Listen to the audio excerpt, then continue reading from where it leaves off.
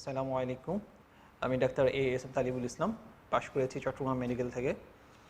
আর বর্তমানে respiratory মেডিসিনে phase বিতে অধ্যয়নরত আছি জাতীয় বক্ষব্যাধি ইনস্টিটিউট এবং হাসপাতাল মহাখালীতে। তো প্রথমে আপনাদের সবার জন্য অন্তঃস্থল থেকে দোয়া করছি, কারণ এই দুর্যোগপূর্ণ সময়েও আপনারা ধৈর্য ধরে আমাদের সাথে আছেন এবং নিজেদের পড়ালেখায় মনোনিবেশ করছেন। একই সাথে আমি নিজেও আপনাদের কাছে দোয়া প্রার্থী যে আমার জন্য দোয়া করবেন, যেন আমি সুস্থ থেকে রোগীদেরকে সেবা দিতে পারি, আপনাদেরকে সাহায্য করতে পারি এবং একই সাথে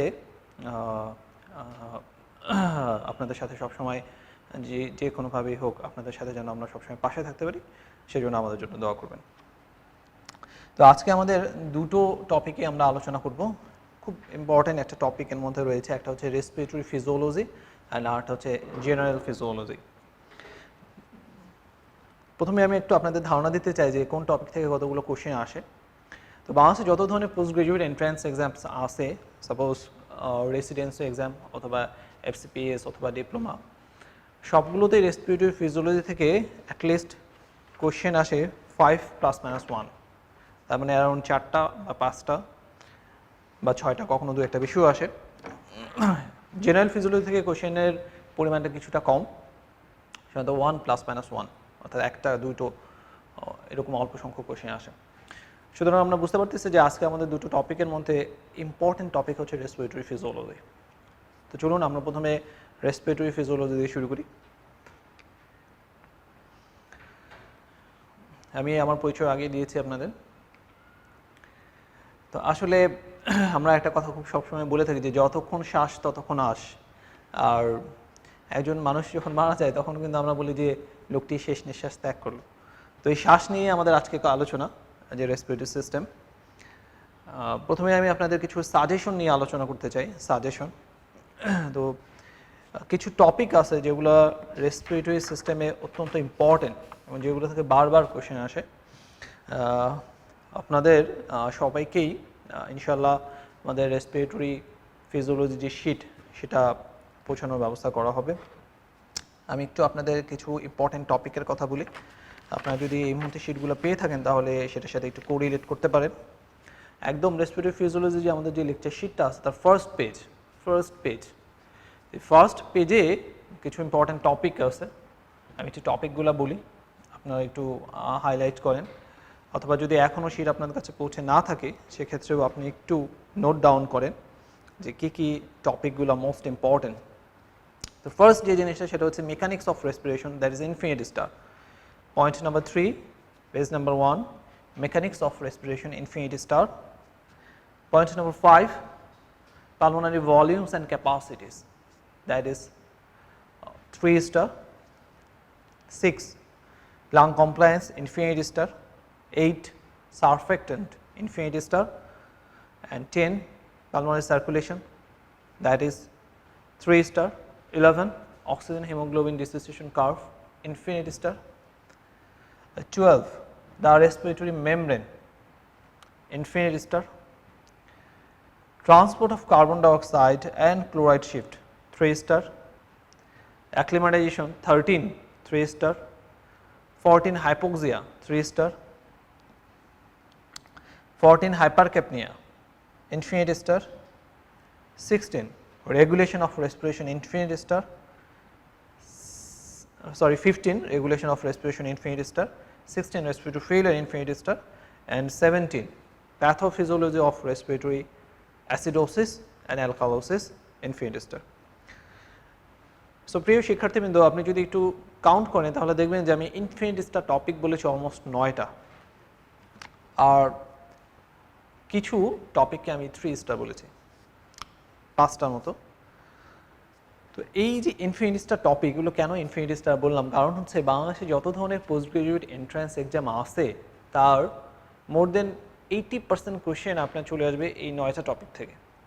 তার মানে আপনার যদি 5টা কোশ্চেন পরীক্ষায় থাকে, ইনশাল্লাহ আপনি এর মধ্যে 4টা টপিকই বা 4টা কোশ্চেনই পাবেন এই 9টা ইনফিনিটি স্টার টপিক থেকে।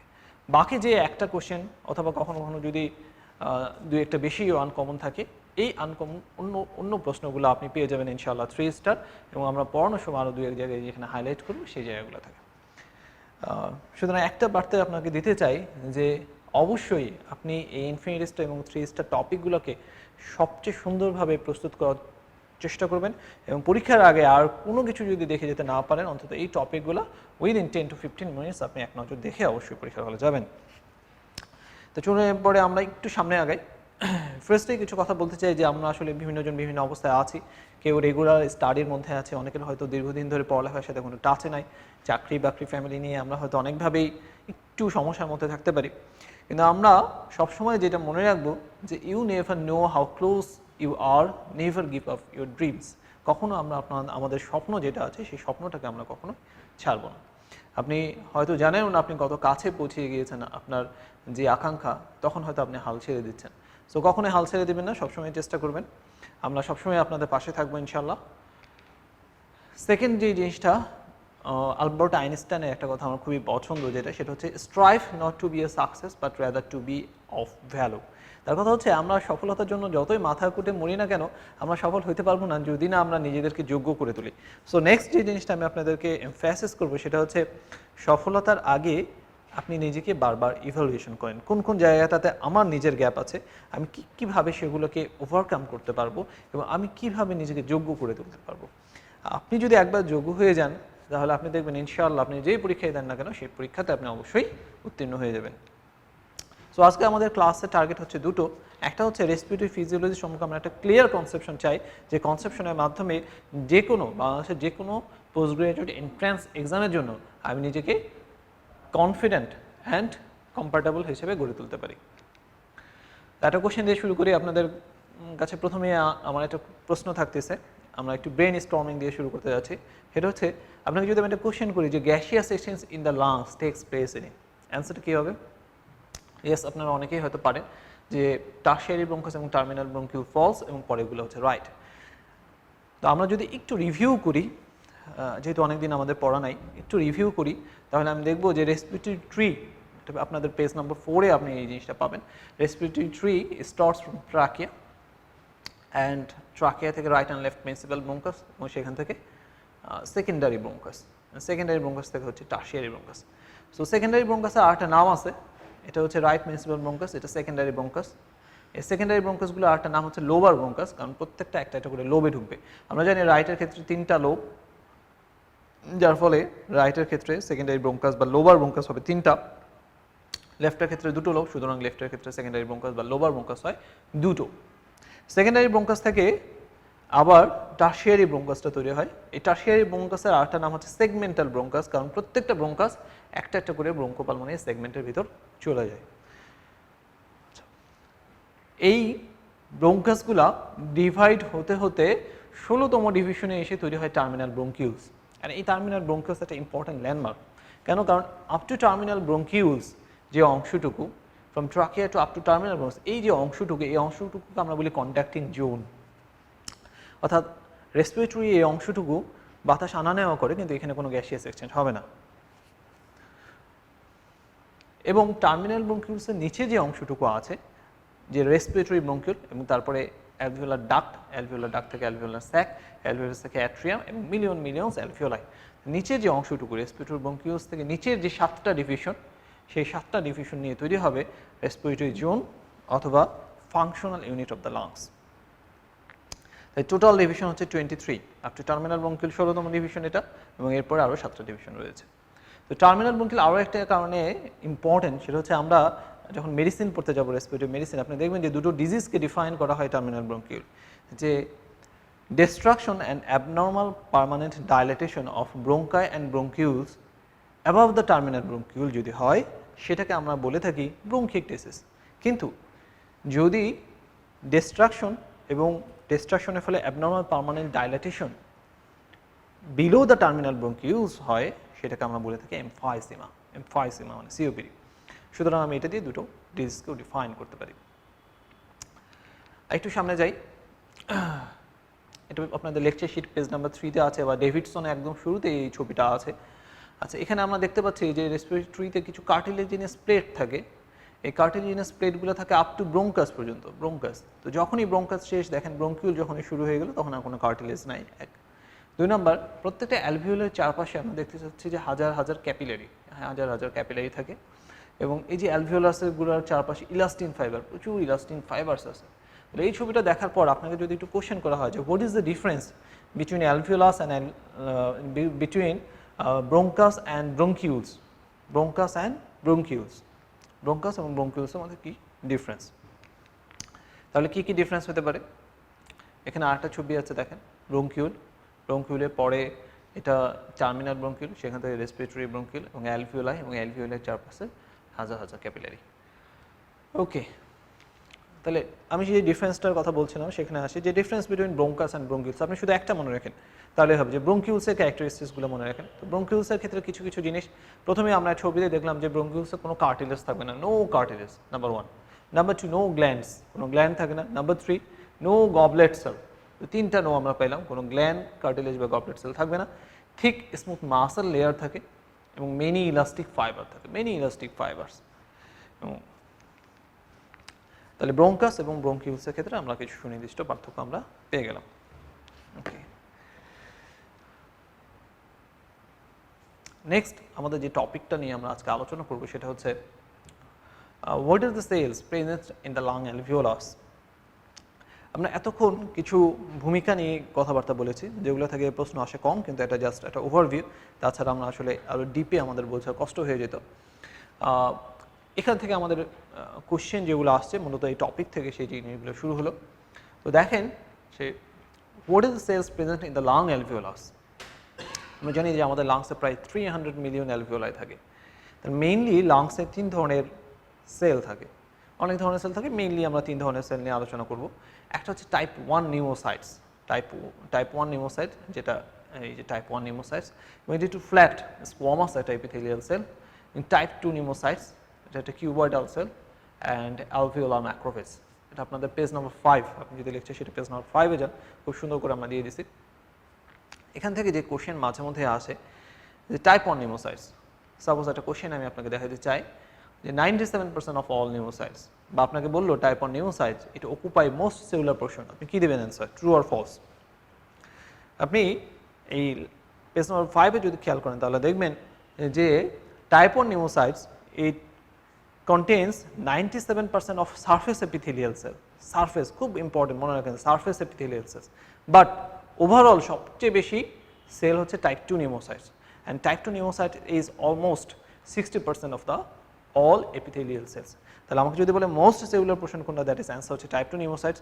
কিন্তু যদি বলে সারফেস epithelial সেলের সবচেয়ে বেশি কোনটা, তখন আমার অ্যান্সারটা আসবে টাইপ 1 নিউমোসাইট, দ্যাট ইজ 95%, অথবা কোথাও দেওয়া আছে 97%। টাইপ 1 নিউমোসাইট আরেকটা বৈশিষ্ট্য হচ্ছে attached to each other by tight junction, অর্থাৎ দুটো টাইপ 1 নিউমোসাইটের মধ্যে টাইট জাংশন অবস্থান করবে। অ্যান্ড সিক্রেট সারফেক্টেন্ট আমরা জানি এটা ফলস, এটা টাইপ 2 নিউমোসাইট থেকে তৈরি হবে। আরেকটা কোশ্চেন দেখেন, টাইপ 2 নিউমোসাইট থেকে এসেছিল, এখানে বলেছে surface area is greater than 97%। আমরা একটু আগে যেটা আলোচনা করছি, সারফেস এরিয়াতে সবচেয়ে বেশি হচ্ছে type 1 pneumocyte, so answer is false. Responsible for alveolus repair, yes, answer true. It is secretory in nature, is also true, and it secretes surfactant at the 9th month of gestation, not at 9 months, from 28 weeks. So it's false, and it covers 97% of alveolar surface. It's again false. It's type 1 pneumocytes. সুতরাং type 1 এবং type 2 pneumocyte সম্পর্কে আমরা একটু ধারণা রাখবো, কারণ মাঝে মধ্যে কিন্তু কোশ্চেন আমাদের চলে আসতেছে পরীক্ষায়। খুব ইন্টারেস্টিং একটা কোশ্চেন দেখেন, একটা সিঙ্গেল বেস্ট অ্যান্সার একবার কোশ্চেন এসেছিল একটা FCPS পরীক্ষায়, that is which one of the following cell is known as heart failure cells? What may be the answer? Answer is alveolar macrophage. Yes, alveolar macrophage. It's an picture of heart failure cell or alveolar macrophage. And another question, functions of alveolar macrophage. So questions about the alveolar macrophage comes in exams frequently. What is the information we need to know about the alveolar macrophage? First one is origin. Alveolar macrophage originate from, yes, bone marrow. And bone marrow আমরা জানি যে এটা mononuclear phagocytic সিস্টেমের একটা part, এবং এটা কি কাজ করে, এটা ইনজেস্ট মাইক্রোবসকে ইনজেস্ট করে, এবং একই সাথে মাইক্রোবসকে ইনজেকশনের সাথে সাথে এটা হচ্ছে সাইটোকাইন রিলিজ করে এবং ডিস্ট্রাকশন করে।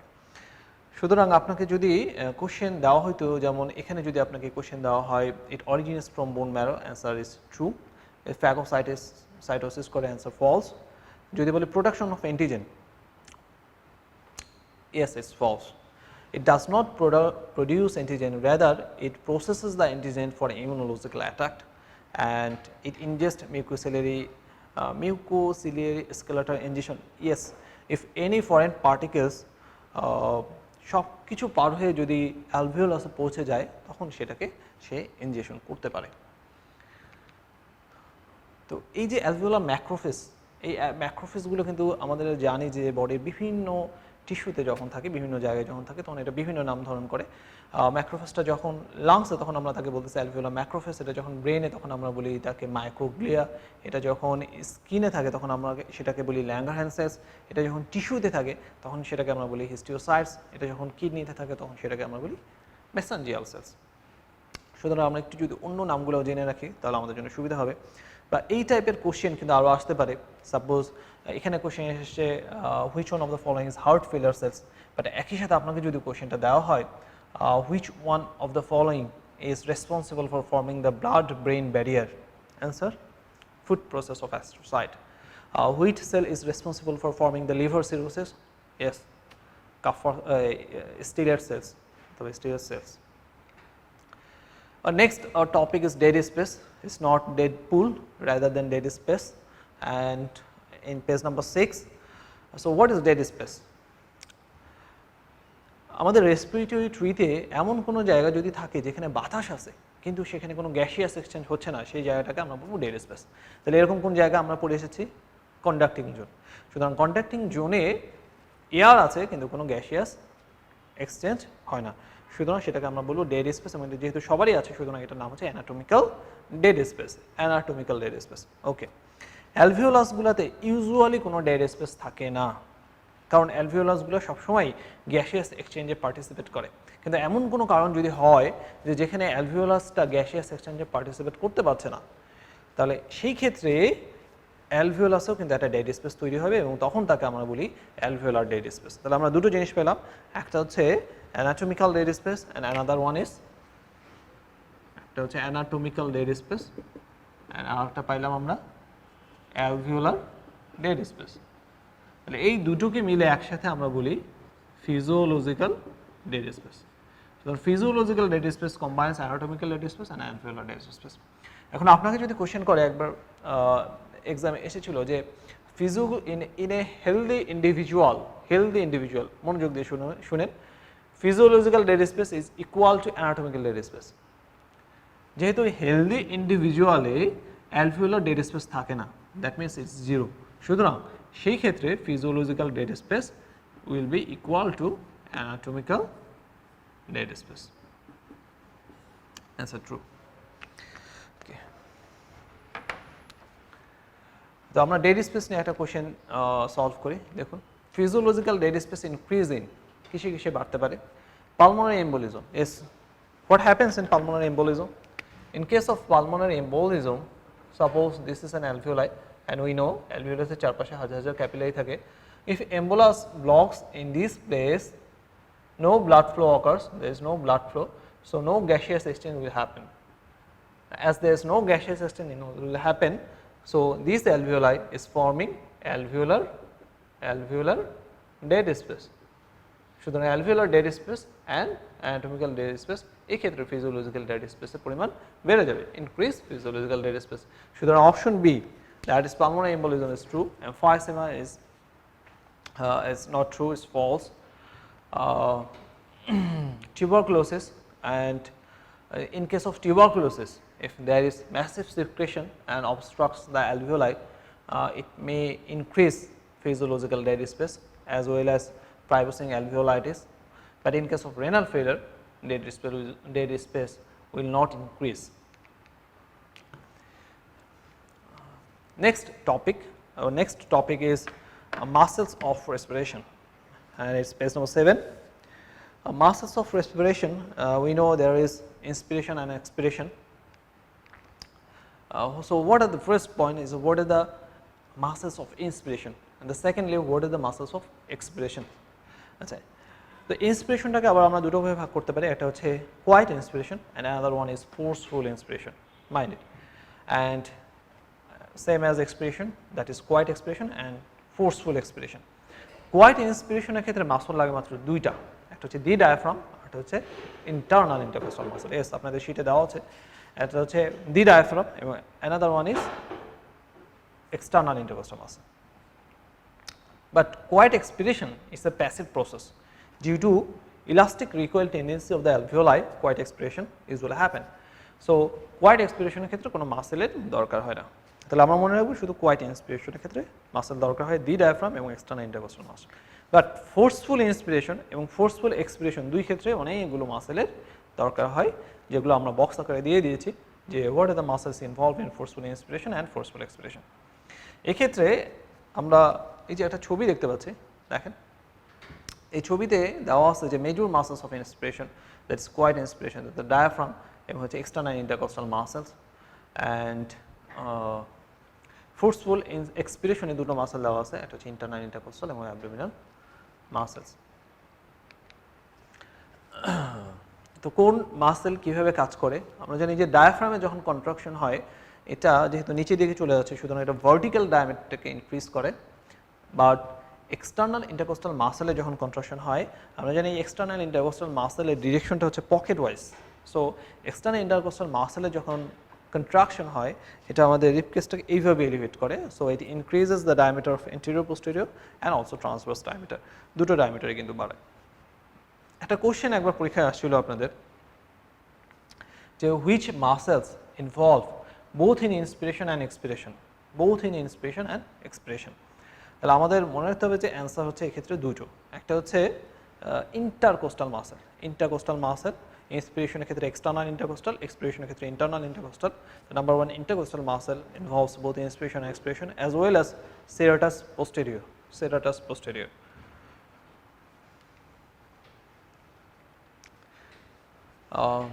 সো মাসেলস অফ রেসপিরেশন এতটুকুই, অকেশনালি এখান থেকে কোশ্চেন আসে। নেক্সট আমাদের যে টপিকটা that is functions of the lungs. আমরা সবাই কম বেশি লাংসের ফাংশন সম্পর্কে জানি, দুই একটু ফাংশন একটু আলাদা করে মনে রাখতে হবে। তার মধ্যে একটা ফাংশন হচ্ছে মেটাবলিক ফাংশনসের মধ্যে যে lungs contain fibrinolytic system that lyses clots in pulmonary vessels, number one. And another important function that is endocrine function. What is the endocrine functions of the lung? That is lungs can produce angiotensin converting enzymes. Yes, angiotensin converting enzymes. আমাদের বডিতে যে কোনো কারণে যদি hypovolaemia হয় আমরা জানি সেক্ষেত্রে রেনিন এনজিওটেনসিন অ্যালডোস্টেরন সিস্টেমটা অ্যাক্টিভেট হয়। তো এই যে অ্যাঞ্জিওটেনসিনোজেন যেটা লিভার থেকে প্রডিউস হচ্ছে সেটা রেনিনের সহায়তায় এনজিওটেনসিন 1 এ কনভার্ট হয় এবং এনজিওটেনসিন 1 থেকে এনজিওটেনসিন 2 হয় এনজিওটেনসিন কনভার্টিং এনজাইমস, যেটা সিক্রেট হচ্ছে লাংস থেকে। তাহলে খুব ইম্পর্ট্যান্ট একটা ফাংশন লাংসের, দ্যাট সিক্রেটস এস। এবং একটা ডিজিজের ক্ষেত্রে আমরা এই সেরামে এসের পরিমাণটা মেজার করি, that is in sarcoidosis. In সার্কোইডোসিসে একটা diagnostic investigation is measurement of serum angiotensin converting enzymes. Biologically active substance metabolized by the lungs, এটা আপনাদের পেজ নাম্বার 8 এ আছে এই জিনিসগুলো। তো সচরাচর এখান থেকে কোশ্চেন আসে না, একটু দেখে রাখতে পারেন। আমরা দেখতে পাচ্ছি যে অনেক আগে এসেছিল, রিসেন্টলি এই টপিকগুলো থেকে কোশ্চেন আসছে না। অ্যান্ড দেন পেজ নাম্বার 10 আমরা প্রথমে বলেছিলাম যে mechanics of respiration that is an infinite star topic. So আজকে দিনের প্রথম ইনফিনিট স্টার টপিকটা আমরা এখন আলোচনা করব, সেটা হচ্ছে মেকানিক্স অফ রেসপিরেশন। প্রচুর কোশ্চেন হচ্ছে ইদানিং, প্রত্যেকটা টার্মে 1 থেকে 3টা কোশ্চেন এই টপিক থেকে হচ্ছে, সুতরাং আমরা একটু ভালো করে বুঝবো এবং একটু মনোযোগ দিব। সো প্রথমেই ইন্সপিরেশন নিয়ে আমি আলোচনা করতে যাচ্ছি। Inspiration is an active process. তো ইন্সপিরেশনের ক্ষেত্রে আমরা জানি যে সিগন্যালটা আসবে একটা রেসপিরেটরি সেন্টার থেকে এবং এই সিগন্যালটা দুটো নার্ভের মাধ্যমে আসে, এটা হচ্ছে ফ্রেনিক নার্ভ এবং আরেকটা হচ্ছে ইন্টারকস্টাল নার্ভ। তো ফ্রেনিক নার্ভের মাধ্যমে যখন আসে that contraction of diaphragm occurs and that is downward movement of the diaphragm and vertical diameter of the chest বাড়ে। ইন্টারকস্টাল নার্ভের মাধ্যমে কন্ট্রাকশন যখন আসে তখন এক্সটার্নাল ইন্টারকস্টাল মাসেলের কন্ট্রাকশন, রিবসের এলিভেশন এবং anteroposterior transverse diameter of the chest হয়। একটু আগে আমরা এটা আলোচনা করলাম। সুতরাং আমরা দেখতেছি যে ইন্সপিরেশনে দুইভাবেই চেস্ট ওয়াল এক্সপানশন হচ্ছে, ইন্ট্রাথোরাসিক ভলিউম বেড়ে যাচ্ছে এবং এই ক্ষেত্রে দুটো প্রেশার, ইন্ট্রাপ্লুরাল প্রেশারও যেরকম কমে যাচ্ছে একই সাথে অ্যালভিওলার প্রেশারটাও 0 থেকে -1 সেন্টিমিটার হয়ে যাচ্ছে। যেহেতু লাংসের ভিতরের ইন্ট্রাপ্লুরাল এবং ইন্ট্রা অ্যালভিওলার দুটো প্রেশারই কমে যাচ্ছে, সুতরাং বাতাস বাইরে থেকে তখন ভিতরে প্রবেশ করবে, সুতরাং ইন্সপিরেশন অকার্স। আপনি যদি কোশ্চেন ফলো করেন তাহলে দেখবেন যে এতটুকু মেকানিজম থেকে কিন্তু কোনো কোশ্চেন হচ্ছে না। কোশ্চেন হতে গেলে একটু ডিপে আমাদেরকে জানতে হবে। এই জন্য এমসিকিউ বেসড পরীক্ষাগুলোতে বারবার কোশ্চেন অ্যানালাইসিস ম্যান্ডেটরি। দেখুন এই ছবিটা জ্ঞানম 25th এডিশনের 628 নাম্বার পেজের একটা ছবি, আপনাদের লেকচার শিটে পেজ নাম্বার 9-এ এই ছবিটা দেওয়া আছে। আমরা ইন্সপিরেশন এবং এক্সপিরেশনকে দুটো ভাগে ভাগ করেছি। দেখেন ইন্সপিরেশনের একটা হচ্ছে অ্যালভিওলাসের প্রেশার আর একটা হচ্ছে ইন্ট্রাপ্লুরাল প্রেশার ডিউরিং ইন্সপিরেশন। এবং দেখেন অ্যালভিওলাসের প্রেশারটা শুরু হয়েছে 0 মিলিমিটার মার্কারি থেকে, এটা স্টার্টিং পয়েন্ট, এটা মিড পয়েন্ট এবং এটা এন্ড পয়েন্ট। তাহলে 0 মিলিমিটার মার্কারি থেকে এটা শুরু হয়েছে এবং এটা যখন কমতেছে কমতেছে কমতে কমতে কমতে লোয়েস্ট অ্যালভিওলাসের lowest pressure that is -1 millimetre mercury, এই জিনিসটা আমরা পাইছি at the mid point of inspiration. এবং এটা আস্তে আস্তে বাড়তে বাড়তে আবার at the end of inspiration এটা 0 হয়ে গেল এবং আবার আস্তে আস্তে বাড়তে বাড়তে at the mid point of expiration it becomes highest. তাহলে আমাকে যদি কোশ্চেন করা হয় যে ইন্ট্রা অ্যালভিওলার প্রেশার সবচেয়ে কম কখন, অ্যান্সার হচ্ছে it is lowest at the mid point of inspiration, আর বিপরীতটা highest at the mid point of expiration. Now comes to intrapleural pressure. It starts from -2 এবং -3 এই দুটো মাঝামাঝি অর্থাৎ -2.5 মিলিমিটার মার্কারি থেকে শুরু হয়েছে এবং এই যে ইন্ট্রাপ্লুরাল প্রেশারটা এটা আস্তে আস্তে কমতে কমতে কমতে কমতে লোয়েস্ট -6 মিলিমিটার মার্কারি, এটা আমরা পাইলাম দেখেন ইন্সপিরেশনের এন্ড পয়েন্টে বা শেষে এসে। তাহলে আমাকে যদি বলা হয় যে ইন্ট্রাপ্লুরাল প্রেশার দ্যাট ইজ লোয়েস্ট কখন, অ্যান্সার হচ্ছে at the end of inspiration. এবং একই রকমভাবে এটা যখন বাড়তে বাড়তে বাড়তে বাড়তে হাইয়েস্ট যখন হচ্ছে তখনও কিন্তু at the end of expiration. So এখান থেকে আমরা দুটো জিনিস আমরা পাইলাম যে অ্যালভিওলাসের প্রেশার লোয়েস্ট হচ্ছে during mid point of inspiration এবং intrapleural pressure it is lowest at the end point of inspiration. So let's solve a question. During normal quiet breathing, আমরা লাস্টের তিনটা পয়েন্ট এখন আপাতত সলভ করব। লাস্ট থেকে আসি, intrapleural pressure is lowest at the end of inspiration. Is it true or false? Yeah, it is true. Intrapleural pressure lowest at the end of inspiration. Intrapleural pressure একটা নাম আছে, সেটা হচ্ছে intrathoracic pressure, এই নামেও আসতে পারে। একটা কোশ্চেন হচ্ছে intra-alveolar pressure is lowest at mid inspiration. Yes, it's also true. Intra-alveolar pressure lowest at mid inspiration. Intra-alveolar pressure এর আরেকটা নাম আছে, that is intrapulmonary pressure. Intrapulmonary pressure. সুতরাং আপনাকে যদি কোশ্চেন করে intrapulmonary pressure is lowest at any inspiration, answer is false. Intrapulmonary means intra-alveolar pressure, right? So it lowest at end point of inspiration. Now comes to the third point, intraesophageal pressure lowest কখন, এটা কি আমরা পড়েছি? আমরা যদি জেনে নেই সেটা হচ্ছে ইন্ট্রাএসোফেজিয়াল প্রেশার ইন্ট্রাপ্লুরাল প্রেশারের যমজ ভাই। তাহলে ইন্ট্রাপ্লুরাল প্রেশার যখন কম, ইন্ট্রাএসোফেজিয়াল প্রেশারও একই সাথে কম, দুটোই lowest at the end point of inspiration. Fourth point, the rate of air flow greatest কখন, the rate of air flow greatest at the mid point of inspiration. আপনাদের নিশ্চয়ই মনে আছে যে at the mid point of ইন্সপিরেশনে প্রেশারটা lowest, সুতরাং rate of air flow greatest হয় at the mid point of inspiration. Okay, so this চারটা জিনিস, এই চারটা জিনিস ইনফিনিটি স্টার পেজ নাম্বার 9 এর নিচে আমরা 1 2 3 4 করে দিয়ে দিচ্ছি, খুব ফ্রিকুয়েন্টলি পরীক্ষায় আসে, অত্যন্ত ভালোভাবে মনে রাখবেন। এরপরে চলে আসুন যে আমরা এক্সপিরেশনের মেকানিজমটা দেখি। আমরা ইন্সপিরেশনের যে মেকানিজমটা পড়েছিলাম, এক্সপিরেশনের মেকানিজম জাস্ট তার বিপরীত, যে এখানে কোনো ইম্পালস আসবে না ফ্রেনিক নার্ভ দিয়ে, ফলে ডায়াফ্রামটা রিল্যাক্স হয়ে যাবে এবং ভার্টিক্যাল ডায়ামিটার কমে যাবে। একই রকমভাবে ইন্টারকোস্টাল মাসেলের ক্ষেত্রে ইন্টারকোস্টাল নার্ভ দিয়ে কোনো ইম্পালস আসবে না, যার ফলে ইন্সপিরেটরি মাসেলের রিল্যাক্সেশন হবে, ডিপ্রেশন অফ রিবস, ডায়ামিটার কমে যাবে, ভিতরের প্রেশারটা কিছুটা বাড়বে এবং air flows out of the lungs. সুতরাং আপনাকে যদি এখন কোশ্চেন করে which one is responsible for the expiration two ochre, what will be the answers? First one, relaxation of diaphragm is true, contraction of internal intercostal is true, because internal intercostal expiration ক্ষেত্রে হয়ে থাকে, sorry, and third point, that is recoil tendency of the lung, আমরা জানি যে expiration একটা passive voice, সুতরাং লাংসের equal টেন্সির জন্য হয় relaxation of inspirator muscle and relaxation of ribs, so all points are true. Third, একটা জিনিস that is hemodynamic effects of respiration is another infinite is a topic. তো চলুন আমরা একটু hemodynamic effects কি আছে সেগুলো একটু দেখে রাখি। ডিউরিং ইন্সপিরেশন কি হয় পেজ নাম্বার 9 আপনাদের দেওয়া আছে, এবং ডিউরিং এক্সপিরেশনের কিছু জিনিস পেজ নাম্বার 10। এই জিনিসগুলো থেকে এখন ফ্রিকুয়েন্টলি কোশ্চেন হচ্ছে, and hemodynamic effects of respiration. সুতরাং এই জিনিসটা আমরা একটু মনে রাখার চেষ্টা করব। দেখেন যে ইন্সপিরেশনে কি হয় এবং এক্সপিরেশনে কি হয়। যেমন আপনাকে যদি কোশ্চেন করে যে during inspiration blood flow to the chest decreases, during inspiration blood flow to the chest decreases, অথবা বললো during inspiration blood flow to the right heart decreases, answer কী হবে? Okay, let's solve it.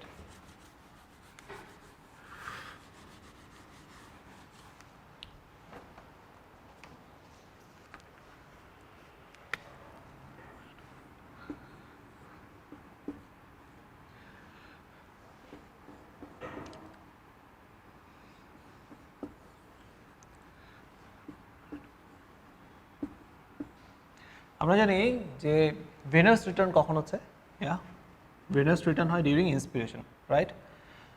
So during ইন্সপিরেশনে venous return হয়, সুতরাং superior এবং inferior vena CAVA দিয়ে ব্লাডটা চলে আসবে রাইট অ্যাট্রিয়াতে, দেন রাইট ভেন্ট্রিকল, এবং রাইট ভেন্ট্রিকল থেকে ব্লাডটা চলে যাবে লাংসে। এই যে লাংসে আসলো এই পর্যন্ত আসতে আসতেই ইন্সপিরেশনের ঘটনা শেষ। তাহলে ডিউরিং ইন্সপিরেশন কোথায় কোথায় ব্লাড ফ্লো বাড়লো আমরা দেখলাম যে রাইট অ্যাট্রিয়া, রাইট ভেন্ট্রিকল এবং লাংস, তার মানে right heart plus lungs, right heart plus লাংসের ব্লাড ফ্লো জাতীয় সমস্ত জিনিস এখানে বেড়ে গেল।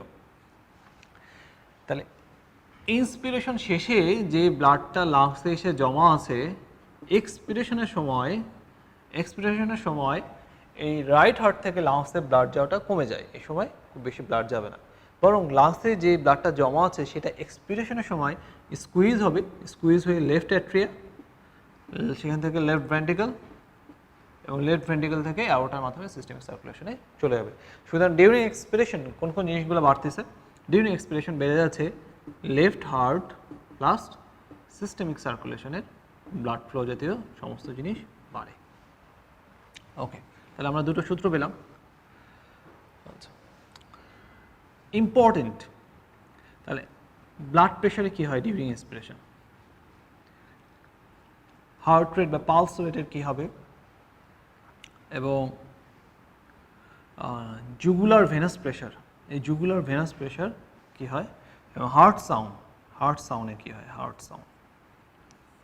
আচ্ছা, একটু খেয়াল করে দেখুন যে আমি যদি এখন আপনাদেরকে স্টেম দেই যে during inspiration blood flow to the right atria increases, answer true or false? During inspiration blood flow to the right ventricle increases, true. During inspiration blood flow to the lungs increases, true. কারণ আমরা বলেছি যে during inspiration right heart এবং লাংসের blood flow জাতীয় সমস্ত জিনিস বাড়ে। একই রকমভাবে যদি বলি during expiration blood flow to the left atria and left ventricle increases, true. Blood flow to the left ventricle যদি এক্সপিরেশনের সময় বাড়ে, next point during expiration left ventricular ejection increases, true. During expiration cardiac output increases, যেহেতু left ventricular ejection বাড়তেছে, সুতরাং during expiration cardiac output increases, সুতরাং during expiration blood pressure increases. তাহলে এক্সপিরেশনে যেহেতু ব্লাড প্রেশার বাড়ে, ইন্সপিরেশন ব্লাড প্রেশারটা কী হবে? রাইট, ইন্সপিরেশনের সময় ব্লাড প্রেশার কমে যায়, ইন্সপিরেশনের সময় ব্লাড প্রেশার কমে যায়। আচ্ছা, কতটুকু পর্যন্ত কমতে পারে? আপ টু 10 মিলিমিটার মার্কারি, এটা নর্মাল। এর বেশি যদি কমে যায় সেটা আবার অ্যাবনর্মাল। আচ্ছা, জুগুলার ভেনাস প্রেশারে কী হয়?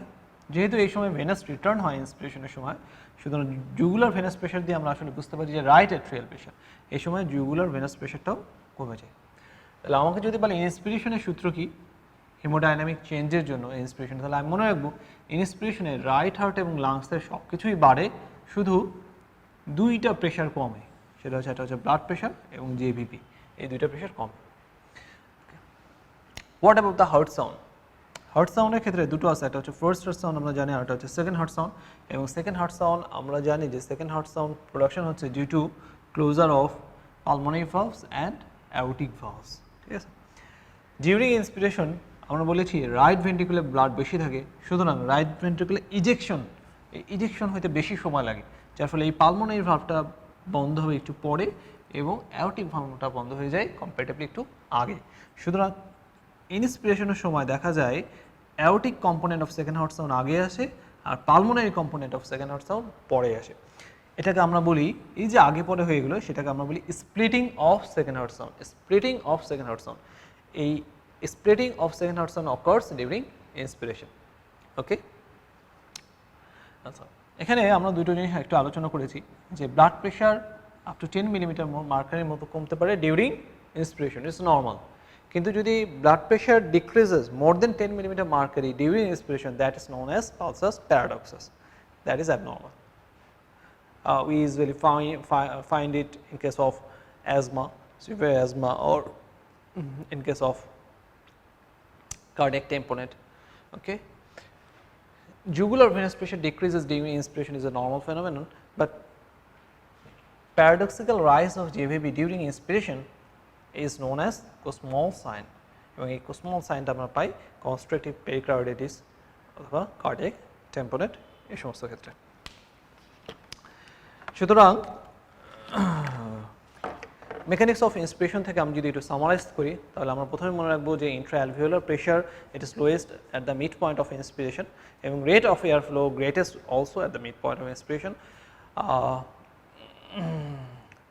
ইন্ট্রাপ্লুরাল pressure and intraoesophageal pressure lowest at the end point of inspiration. এবং ইন্সপিরেশনের ঘটনাগুলো হচ্ছে, সূত্রটা হচ্ছে এই যে ইন্সপিরেশনের রাইট হার্ট এবং লাংসের ব্লাড ফ্লো জাতীয় সমস্ত জিনিস বাড়ে, সুতরাং দুটো প্রেশার কমে, এটা হচ্ছে blood pressure and JVP as well as second heart sound splitting হবে during inspiration. সুতরাং আমরা একটা ইনফিনিটিসটা টপিক আমরা আজকে আলোচনা করলাম। Next another topic is pulmonary and alveolar ventilation. So what is pulmonary ventilation? Pulmonary ventilation means যে প্রতি মিনিটে আমাদের লাংসে যে পরিমাণে বাতাস ঢুকছে এবং বের হচ্ছে সেটাকে আমরা বলছি pulmonary ventilation. তাহলে আমি যদি রেসপিরেটরি রেট যদি এখানে হয় 12, রেসপিরেটরি রেট 12, আর আমি জানি যে প্রতি মিনিটে আমাদের লাংসের ভিতরে ঢোকে অথবা বের হয় সেটা হচ্ছে 500 ml, তাহলে আমাদের প্রতি মিনিটে হবে 6000 ml। এটাকে আমরা বলবো pulmonary ventilation. What is alveolar ventilation? তাহলে একই রকম যে প্রতি মিনিটে অ্যালভিওলাসে যতটুকু বাতাস ঢোকে ততটুকু, তাহলে অ্যালভিওলাসে ঢুকবে কন্ডাক্টিং জোনে যে বাতাসটা থাকে সেটা বাদ দিয়ে, কন্ডাক্টিং জোনে থাকে 150 ml। তাহলে 500-র মধ্যে প্রতি মিনিটে যেহেতু 500 ml টোটাল ব্লাড আমার লাংসে ঢুকতেছে বা বের হচ্ছে, এর মধ্যে কন্ডাক্টিং জোনে থাকে 150 ml, এটাকে আমরা বাদ দিয়ে দিলাম। তাহলে বাকি থাকতেছে অ্যালভিওলাসে ঢুকতেছে হচ্ছে 350 ml। তাহলে 350 ml ইন্টু 12 by 4.2 লিটার, এটা হচ্ছে alveolar ভেন্টিলেশনস। Next, pulmonary volumes. It is 3 star. We have talked before that pulmonary volumes and capacities are 3 stars because কখনো কখনো দেখা যায় যে রেসিডুয়াল ভলিউম থেকে কোশ্চেন আসে, কখনো FEV1, কখনো স্পাইরোমেট্রি থেকে, কিন্তু প্রায় সময় এখান থেকে কোশ্চেন আসে, কিন্তু বিভিন্ন সময় বিভিন্ন ভলিউম অথবা ক্যাপাসিটিস থেকে। সো অল আর 3 স্টার্স। তো ফার্স্ট যে জিনিসটা আমরা আলোচনা করবো সেটা হচ্ছে আমাদের লাংসের মধ্যে কী কী ভলিউমস আছে। ওকে, কী কী ভলিউমস আছে? তো প্রথমে একটা কোশ্চেন আপনাদের জিজ্ঞেস করতে চাই যে আপনারা নিশ্চয়ই খেলা দেখেন, তো যারা ফুটবল খেলা বেশি দেখেন, আমি যেহেতু ফুটবল খেলা বেশি পছন্দ করি, তো আমি তাদেরকে আস্ক করতে চাই যে আপনার ফুটবল খেলার মধ্যে আপনার প্রিয় খেলোয়াড়কে? ওকে, রোনালদো, কে বলবেন মেসি, ঠিক আছে। আপনাকে যদি কোশ্চেন করা হয় যে এই যে মেসি যখন এত সুন্দর করে বল নিয়ে দৌড়াতে থাকে তখন উনি ওনার লাংসের কোন কোন ভলিউমকে কাজে লাগায়? ওকে, আপনি হয়তো বলবেন যে তখন তো খেলাধুলার মধ্যে ছিলেন, ওখান থেকে আবার পড়ালেখায় আসার কি দরকার, রাইট? যে কোন কোন ভলিউমকে মেসি দৌড়ানোর সময় বল নিয়ে যখন দৌড়ায় তখন উনি লাংসের কোন কোন ভলিউমকে কাজে লাগায়, অথবা আমরা যখন জরুরি কাজে দৌড়ে একটা জায়গা থেকে অন্য জায়গায় যাই তখন আমি আমার লাংসের কোন কোন ভলিউমটাকে কাজে লাগাই। ওকে, আমি যদি একটু ব্যাকে আসি তাহলে আমাদের জন্য একটু সহজ হবে। সেটা হচ্ছে এই যে আপনারা যারা বসে এখন ভিডিওটা দেখছেন অথবা আমরা যারা কথা বলছি প্লাস শ্বাস নিচ্ছি, আমরা সবাই ইন্সপিরেশনের সাথে প্রতিবার 500 ml ব্লাড এই বাতাস নিচ্ছি এবং একই সাথে 500 ml ছাড়তেছি। অর্থাৎ প্রতিটা শ্বাসের সাথে আপনি বসে আছেন অথবা আমি দাঁড়ায় আছি, কথা বলতেছি অথবা চুপ করে আছেন, যে পরিমাণে শ্বাস নিচ্ছি বা ছাড়তেছি সেটাই হচ্ছে টাইডাল ভলিউম 500 ml। এটাকে আমরা বলি টাইডাল ভলিউম 500 ml। আচ্ছা, এখন মেসি যখন দৌড়ায় তখন সে স্বাভাবিক শ্বাসের চাইতে আরও বড় করে শ্বাস নেয়, রাইট?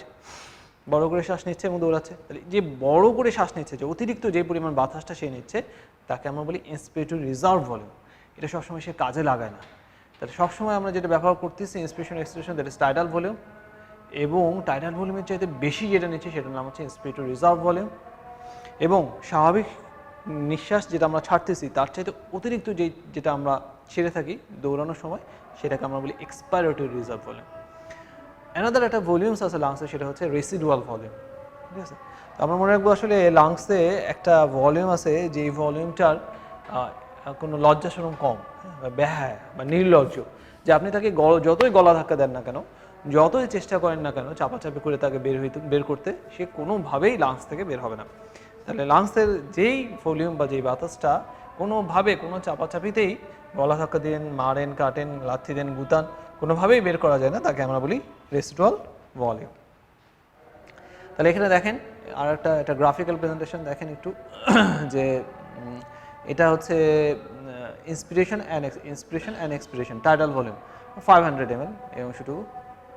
আচ্ছা, এটা হচ্ছে আমি যখন দৌড়াই তখন এই ইন্সপিরেশনের চাইতে আরও বড় করে শ্বাস নিলাম, এটা হচ্ছে আমার রিজার্ভ, ইন্সপিরেটরি রিজার্ভ ভলিউম, এটা আমি রিজার্ভে রেখেছি।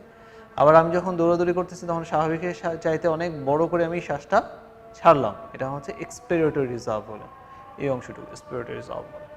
এবং আমরা একটা পড়ছি যে রেসিডুয়াল ভলিউম, এটাকে আমরা কোনোভাবেই যতই চাপাচাপি করি বের করতে পারি না।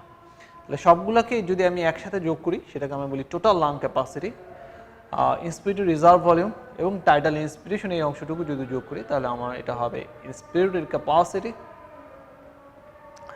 একই রকমভাবে এক্সপিরেটরি ক্যাপাসিটি কী কী নিয়ে হতে পারে? এক্সপিরেটরি রিজার্ভ ভলিউম এবং টাইডাল এক্সপিরেশন, রাইট? আসলে এক্সপিরেটরি ক্যাপাসিটি বলে কিছু নাই, যেটা আছে সেটা হচ্ছে ফাংশনাল রেসিডুয়াল ক্যাপাসিটি। হ্যাঁ, এক্সপিরেটরি রিজার্ভ ভলিউম এবং রেসিডুয়াল ভলিউম এই দুটো মিলে হয় functional residual capacity. Very important, that is হচ্ছে ভাইটাল ক্যাপাসিটি। তাহলে vital capacity inspiratory reserve volume নিয়ে, সাথে টাইডাল ভলিউম এবং এক্সপিরেটরি রিজার্ভ ভলিউম। তাহলে আমি যখন জোরে দৌড়াই তখন আমি আসলে আমার লাংসের একটা ভলিউমকে কাজে লাগাতে পারি না, রেসিডুয়াল ভলিউম। সুতরাং এই রেসিডুয়াল ভলিউম বাদে অন্য তিনটা ভলিউমকে নিয়ে একসাথে তৈরি হবে ভাইটাল ক্যাপাসিটি। তাহলে ভাইটাল ক্যাপাসিটি ডেফিনেশন আপনি একটু অন্যভাবে দিতে পারবেন, যে কোনো ভাইটাল কাজে যাওয়ার সময় আপনি যে দৌড়ায় যাচ্ছেন সেই সময় আপনি আপনার লাংসের যে তিনটা ভলিউমকে আইআরভি, টিভি এবং ইআরভিকে কাজে লাগাচ্ছেন, এই তিনটাকে একসাথে আমরা বলতেছি ভাইটাল ক্যাপাসিটি। ওকে, আমরা একটু ভ্যালুগুলো আমরা একটু এক নজর দেখে রাখবো, যদিও সচরাচর পরীক্ষায় আসে না। নেক্সট যে ইম্পর্টেন্ট টপিক আমাদের জন্য সেটা হচ্ছে স্পাইরোমেট্রি থেকে ইদানিং মাঝে মধ্যে কোশ্চেন আসতেছে, সুতরাং আমরা একটু এটা নিয়ে আলোচনা করব।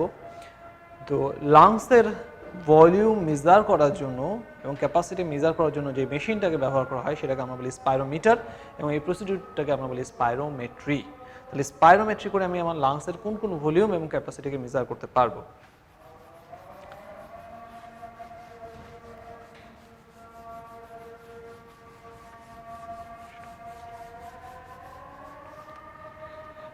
আমার মনে হয় যে আমরা এতক্ষণ যে আলোচনা করেছি এর মধ্যে থেকে আপনি এই অ্যান্সারটা, আপনারা যারা শুনছেন সবাই আপনি এই অ্যান্সারটা দিতে পারবেন। বলুন তো, স্পাইরোমেট্রি করে আমি আমার লাংসের কোন কোন ভলিউম এবং ক্যাপাসিটি মেজার করতে পারি? আমি নিশ্চিত যে আপনি ইনশাল্লাহ পারবেন।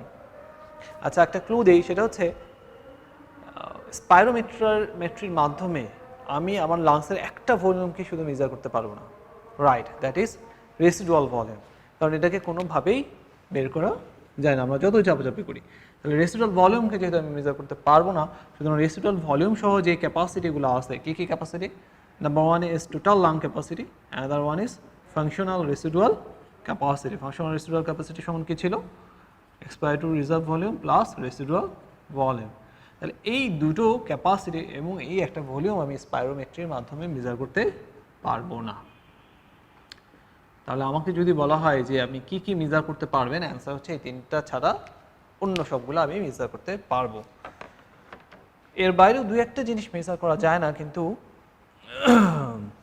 পরীক্ষার জন্য সহজ সূত্র হচ্ছে স্পাইরোমেট্রির মাধ্যমে আপনি এই তিনটা ছাড়া অন্যগুলো মেজার করতে পারবেন। যেমন আপনার অ্যান্সারে যদি আসে একটা অপশন যদি আসে যে FeV1 মেজার করা যাবে, অ্যান্সার হচ্ছে যাবে। PEFR অ্যান্সার হচ্ছে মেজার করা যাবে। ফোর্স এক্সপাইরেটরি ফ্লো FEF অ্যান্সার হচ্ছে মেজার করা যাবে। ম্যাক্সিমাম ভলান্টারি ভেন্টিলেশন অ্যান্সার হচ্ছে মেজার করা যাবে। তাহলে আমরা মনে রাখবো যে এই তিনটা ছাড়া আমরা অন্যগুলো মেজার করতে পারবো। তাহলে দেখুন এখানে অ্যান্সারটা দিন। Spirometry can be use to assess the following: alveolar ventilation is false, FeV1 আমরা মেজার করতে পারবো, vital capacity, peak expiratory flow, maximum voluntary, অন্য সবগুলো আমরা মেজার করতে পারবো এই তিনটা ছাড়া। Next, residual volume. আচ্ছা, আমরা বলছি যে রেসিডুয়াল ভলিউম হচ্ছে সেই পরিমাণ ভলিউম যেটা অত্যন্ত নির্লজ্জ এবং হ্যাঁ কোনোভাবে যাকে লাংস থেকে বের করা যায় না। তবে রেসিডুয়াল ভলিউম থাকারও কিন্তু কিছু সুবিধা আছে, যে রেসিডুয়াল ভলিউম থাকার জন্য লাংসটা কোলাপস করে না এবং ইন্সপিরেশন এবং এক্সপিরেশনের মাঝে সে আমাদেরকে কিছু অক্সিজেন দেয় এবং কার্বন ডাইঅক্সাইড নিয়ে নেয়। এটার পরিমাণটা হচ্ছে 1200 ml। নেক্সট, ভার্টাল ক্যাপাসিটি আমরা আগেই অলরেডি বলেছি। এখান থেকে আমরা কিছু জিনিস একটু দেখে নিব যে ভার্টাল ক্যাপাসিটি নর্মাল ভ্যালু কত। মেলে কত? 4600 ml, ফিমেলে একটু কম, দ্যাট ইজ 3100 ml। স্পাইরোমেট্রি দিয়ে আমরা মেজার করি। এবং factors affecting the vital capacity, factors affecting the vital capacity, এই ফ্যাক্টরগুলো আমরা একটু এক নজর দেখে রাখবো।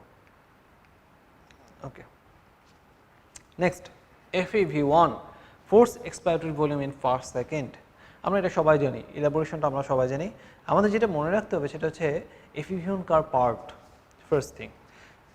So FeV1 is a part of vital capacity. Vital ক্যাপাসিটির পার্ট হচ্ছে FeV1, এক নম্বর জিনিস। এবং ভাইটাল ক্যাপাসিটির ফার্স্ট সেকেন্ডে যেই পরিমাণ এয়ারটাকে আমি বের করে দিতে পারবো সেটাকে আমি বলবো FeV1। তাহলে দুটো জিনিস আমাকে মনে রাখতে হবে। এটা হচ্ছে force expiratory volume in first second, মানে এটা ফার্স্ট সেকেন্ডের ঘটনা, এবং it's a part of vital capacity. যে ভাইটাল ক্যাপাসিটি যে অংশটা আমি ফার্স্ট সেকেন্ডে বের করতে পারবো সেটাকে আমি বলছি FeV1। এবং এটার ইম্পর্টেন্সটা কী বা কেন এটা আমরা বারবার বলছি? এটা ইম্পর্টেন্স হচ্ছে অবস্ট্রাকটিভ এয়ারওয়ে ডিজিজ যেমন অ্যাজমা, COPD, এই সমস্ত ডিজিজগুলোর ক্ষেত্রে যখন আমরা স্পাইরোমেট্রি করে ডায়াগনোসিস করতে চাই তো আমরা FeV1 দেখি, FVC দেখি, ভাইটাল ক্যাপাসিটিটা দেখি, আমরা FeV1 ভাইটাল ক্যাপাসিটি রেশিও দেখি, কিন্তু সবার আগে কমে হচ্ছে FeV1, একদম আর্লি চেঞ্জ। সুতরাং এটা একটা কোশ্চেন যে which one of the following first day decline in obstructive airway disease? Answer FeV1। অনেকবারই কোশ্চেন আসছে, বা কোশ্চেনটা আপনাকে এভাবেও দিতে পারে যে first line investigation for detection of obstructive disease, এটা সিঙ্গেল বেস্ট আনসার দিল যে force vital capacity, FeV1, total lung capacity কী হতে পারে? যদি সিঙ্গেল বেস্ট আনসার দেয় তাহলে অ্যান্সারটা হবে FeV1। ওকে,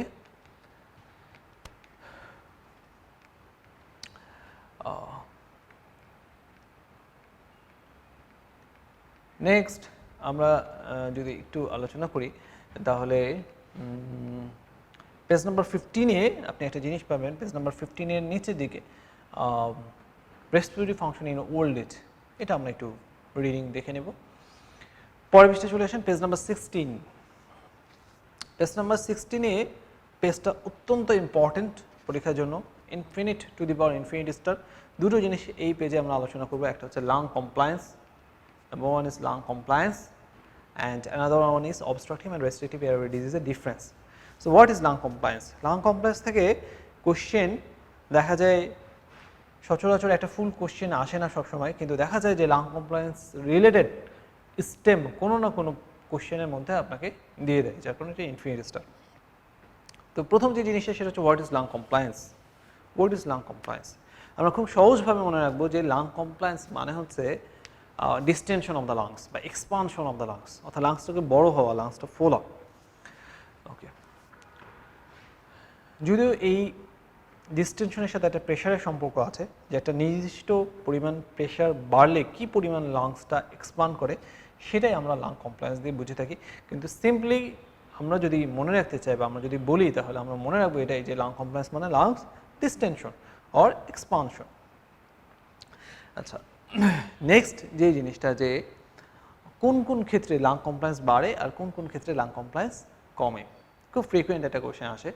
আমি একটু আপনাকে দেখাই যে compliance of the lungs is greater in obstructive lung disease than restrictive lung disease. তো আমি যদি কমপ্লায়েন্স থেকে 7টা কথা জানি তাহলে ইনশাআল্লাহ কমপ্লায়েন্স রিলেটেড যা কোশ্চেন আসবে সবগুলো আপনি অ্যান্সার করে আসতে পারবেন ইনশাল্লাহ, মোর দেন 99% গ্যারান্টি ইনশাল্লাহ। তাহলে সেই ইম্পর্টেন্ট কথাগুলো কী কী, আপনাদের পেজ নাম্বার 16-এ একটা বক্স আছে, সেই বক্সের ঠিক উপরে compliance of the lungs is greater দিয়ে কিছু পয়েন্ট দেওয়া আছে। সেই পয়েন্টের মধ্যে অনেকগুলো কথা আমি বলে দিয়েছি, সাথে দুই একটা আপনারা যোগ করে নেবেন। ফার্স্ট থিং যেটা আমরা বললাম যে হোয়াট ইজ লাং কমপ্লায়েন্স।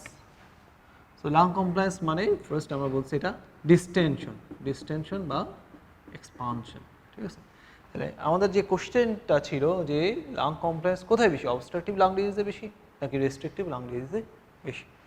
আচ্ছা, তাহলে দেখেন অবস্ট্রাকটিভ এয়ারওয়ে ডিজিজ মানে অ্যাজমা অথবা সিওপিডি, আমি একটা ধরে নিই সিওপিডি ধরলাম, এখানে বেশি নাকি রেস্ট্রিকটিভ লাং ডিজিজে বেশি, যেমন ইন্টারস্টিশিয়াল লাং ডিজিজ। ওকে, কমপ্লায়েন্সটা কী হয়, আমাকে আরেকটা জিনিস মাথায় রাখতে হবে যে what is the relation between the lung compliance and elasticity of the lungs.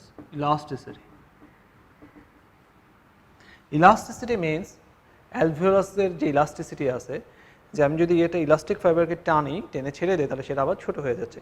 তাহলে লাংসের যে ইলাস্টিক প্রপার্টিসটা আছে সেটার জন্য লাংস সবসময় কোলাপস করতে চাই, ছোটো হতে চাই। আর কমপ্লায়েন্স বলতে আমরা বুঝাইছি যেটা বড় হওয়া, তার মানে এদের মধ্যকার সম্পর্ক হচ্ছে ইনভার্স রিলেটেড, একজন আরেকজনের সাথে বিপরীত সম্পর্ক। সুতরাং সিওপিডি বা অবস্ট্রাকটিভ লাং ডিজিজে লাং কমপ্লায়েন্স কী হয় কেউ বলতে পারবেন? আমি জানি যে আপনারা এটা জানেন, হয়তো কখনো চিন্তা করে নেই।